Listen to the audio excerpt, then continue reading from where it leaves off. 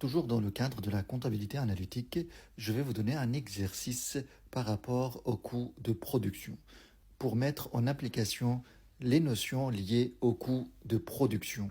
Avant de faire l'exercice, j'aimerais bien faire un petit rappel rapide des notions que nous avons vues la dernière fois. Vous avez des produits résiduels qu'on peut remarquer ici, par exemple, dans cette production. Dans les produits résiduels, on peut trouver ce qu'on appelle des déchets ou bien des rebuts. Un déchet, c'est quelque chose que l'entreprise doit évacuer, qui n'est pas utile pour l'entreprise. Dans le processus de la fabrication de la table et de la chaise, on a des morceaux de bois qui sont inutilisables, qui ne se retrouvent pas dans le produit final, qui s'appellent des déchets. Alors que des rebuts, ça donne lieu à un produit final ou bien un sous-produit qui est qualifié de défectueux. C'est ce qu'on appelle les produits résiduels, mais le traitement comptable de ces produits résiduels est le même. En fait, on a trois cas possibles. On a vu qu'un produit résiduel peut se retrouver entre trois situations, soit sans valeur, qui n'a pas d'utilité, n'a pas de valeur, ou bien vendable sur le marché ou réutilisable dans l'entreprise. Dans le cas de sans valeur, on doit juste ajouter au coût de production le coût d'évacuation.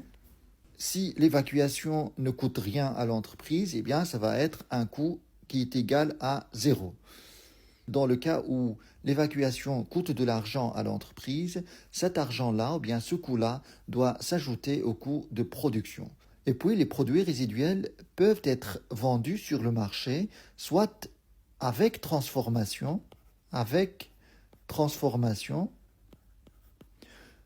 ou bien sans transformation.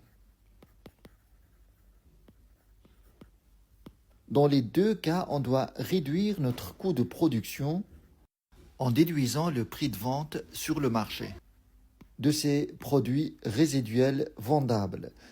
Si on a des coûts de transformation, on va ajouter ces coûts au coût de production. Dans le cas où il n'y a pas de transformation, il n'y a pas de coût de transformation, on a zéro coût ici. Et puis le troisième cas, ça peut être avec transformation ou bien sans transformation. Je vais vous donner un exercice pour bien comprendre comment on calcule le coût de production en présence de produits résiduels. On va imaginer cette situation. On va imaginer par exemple que l'achat de la matière première, l'entreprise achète 1200 kg à 2 euros le kilogramme. L'entreprise paye la main-d'œuvre directe 500 heures. Il y a 500 heures de travail à 8 euros l'heure et on a des charges indirectes de 5000 euros. Et puis, avec toutes ces charges, on produit des tables, on va dire 500 tables. On va imaginer qu'il n'y a pas de chaise.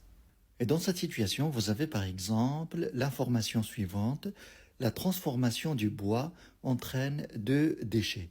Vous avez sur l'image déchet numéro 1 et déchet numéro 2. D1 représente 10% de la matière première consommée et entraîne 2 euros de frais d'évacuation par kilogramme.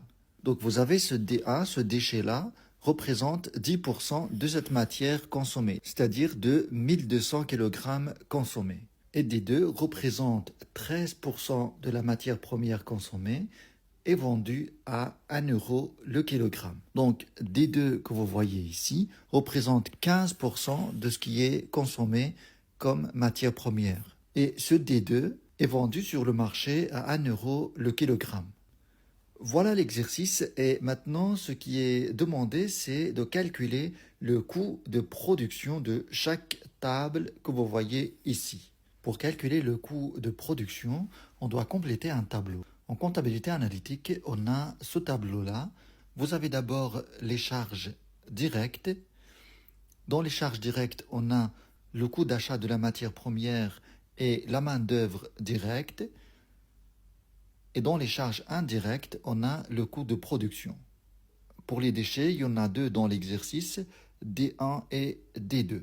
On va calculer le coût de chaque élément pour savoir le coût de production total. Alors, on va commencer tout de suite. Et à chaque fois, vous avez 3 colonnes, la quantité, le coût unitaire et le montant. On va commencer tout de suite par la matière première. La matière première, on a l'information ici.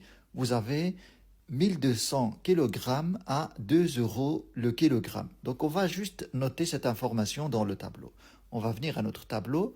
On a ici la matière première, 1200 fois 2 euros le kilo, ça donne 2400 euros au total. Voilà le coût de la matière première. Maintenant, la main-d'œuvre directe.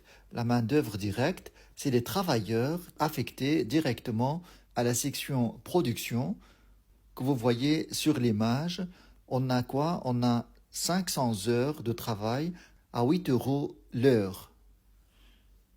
On va noter ces informations. Vous avez 500 heures de travail à 8 euros l'heure, ce qui fait 4 000 euros pour la main-d'œuvre directe.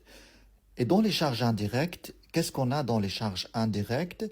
On a ici l'information pour les charges indirectes. On dit que les charges indirectes pour la section production, il y a 5 000 euros. Donc on va simplement noter ici 5 000 euros. Maintenant, on va venir à l'information la plus importante, les déchets 1 et 2. Alors, on va commencer par le déchet numéro 1. Donc, le déchet numéro 1 doit être évacué de l'entreprise et cette évacuation coûte de l'argent. 2 euros de frais d'évacuation par kilogramme. Il y a combien de kilogrammes? On ne sait pas directement combien de kilogrammes il y en a, mais on a l'information qui permet de déterminer combien de kilogrammes il y en a dans les déchets numéro 1. Donc on a ici 10% de la matière première consommée. La matière première consommée, c'est 1200 kg. 10% de 1200 kg, ça fait 120 kg. Donc vous avez ici 120 kg de déchet 1 qui est évacué à 2 euros le kilogramme. Donc ce que je vais faire ici, c'est d'ajouter ce coût d'évacuation au coût de production de la table.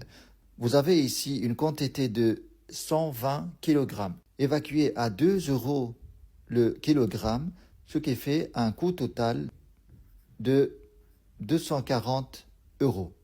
On va mettre un plus ici pour dire que ça s'ajoute au coût de production.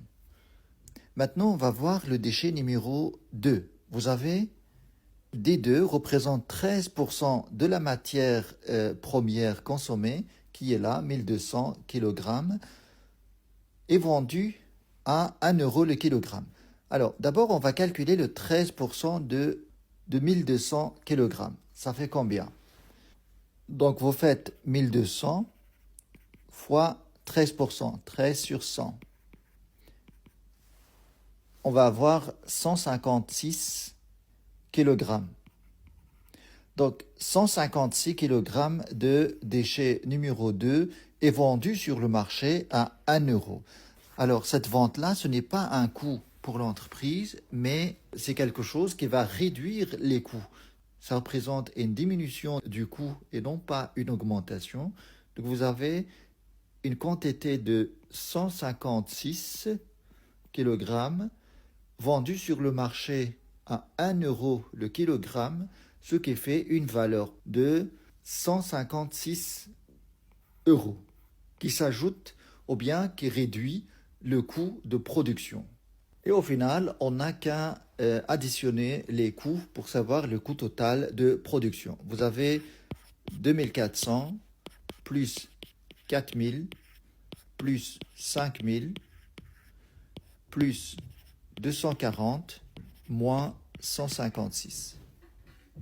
Donc vous avez un coût de production de 11 484 euros. Maintenant, je sais très bien combien j'ai fabriqué de tables. J'ai fabriqué 500 tables. Donc dans la quantité, je peux mettre ici 500 tables. Et pour savoir le coût unitaire de chaque table, je vais simplement diviser le coût total par 500. Ça donne le coût d'une seule table. Ça coûte combien une seule table? Donc j'ai la calculatrice ici, je peux calculer ça. Donc vous avez 11 484 divisé par 500.